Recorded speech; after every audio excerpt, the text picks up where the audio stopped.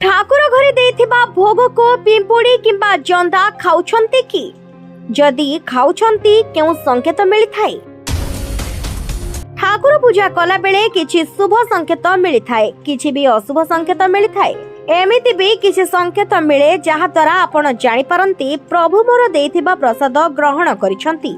हेले आज आमे जानिबा आमे देथिबा भोग ठाकुरंकु जदि पिंपुड़ी बा जंदा खांती तेबे कोन मिली थाए संकेत। शास्त्र अनुसार केते बेले भी प्रभु सूक्ष्म रूप रे विराजमान करिथांती। किए कुहे जगन्नाथ खांती नाही बोली सबरी परी केही खुआंती नाही, किए कुहे जगन्नाथ आसंती नाही बोली द्रौपदी परी केही हाथ टेकंती नाही, किए कहे भगवान सुनंती नाही बोली गज परी किए तांकु डाकंती नाही। जदि आपण देथिबा भोग थालिया ठाकुरंक पाखरे सेथिरे जंदा की पिंपुड़ी लागि जानती तेबे जानंतु भगवान आपणक भोग को ग्रहण करिसंती। जदि आपण देथिबा भोगरे पिंपुड़ी जंदा लागिले तेबे जानिबे आपणकर आगको आसुतबा बाधा दूर हेउ जिवो। एहा एक निहाती भाबरे शुभ संकेत अटे। ठाकुर घरे भोग जदि किछि करंती एका खांतु नाही, समस्त को आग बांटंतु तापरे निजे खांतु। देखिथिबे आपण जणे जणंकु भोग देले कुहंती भोग ना मु पान जाकी देछि। एहा भोगर अपमान नुहे, प्रभुंकर अपमान। तेणु एथि प्रति सावधान